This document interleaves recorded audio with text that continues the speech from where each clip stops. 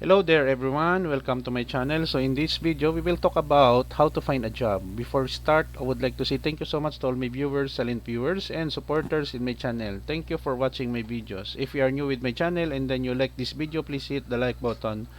Don't forget to share and please support my channel guys by clicking the subscribe button. So let's begin.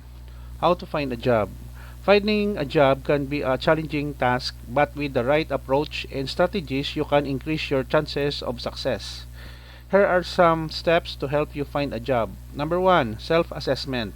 Begin by assessing your skills, qualifications, and interests. Determine your strengths, weaknesses, and what type of work you enjoy. This self-awareness will help you identify suitable job opportunities. Number 2, define your goals. Clearly define what you are looking for in a job. Consider factors such as industry, job title, salary range, location, and work-life balance. Having specific goals will help you narrow down your job search and focus your efforts. Number 3, update your resume.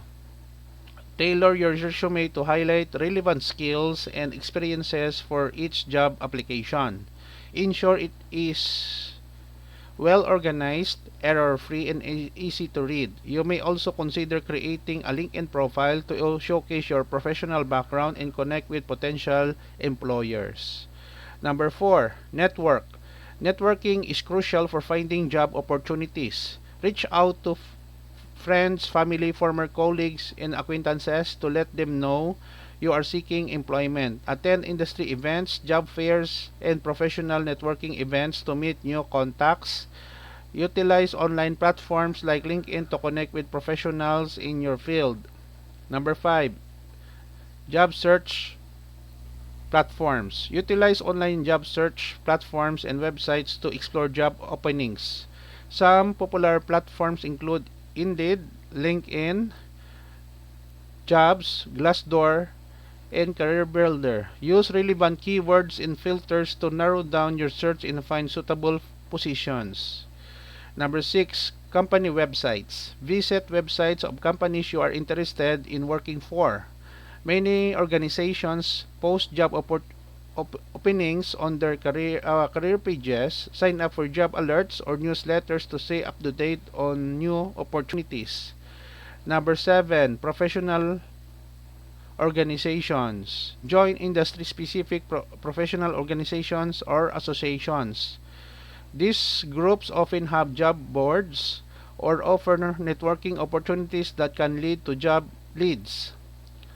Number 8, personalized cover letters. When applying for jobs, craft personalized cover letters to accompany your resume, addressing the hiring manager by name if possible, and explain why you are interested in the position and how your skills align with the job requirements. Number 9, prepare for interviews. Research the companies you are applying to and prepare for interviews. Practice common interview questions, prepare concise and relevant responses, and highlight your skills and experiences.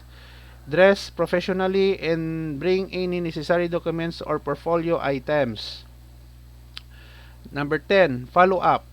After interviews or submitting applications, follow up with a thank you note or email to express your gratitude and reiterate your interest in the position. This gesture demonstrates professionalism and can help you stand out from other candidates. Remember, finding a job takes time and persistence. Be proactive, stay positive, and continue to refine your job search strategies based on feedback and experiences. Okay guys, so this is the end of my presentation about how to find a job. I hope that this tutorial video will help you a lot in applying for your future job endeavors. Thank you so much for watching. Don't forget to like, share, and please support my channel guys if you are new by clicking the subscribe button. See you in the next video tutorial guys. This is your friend Jake saying bye bye for now.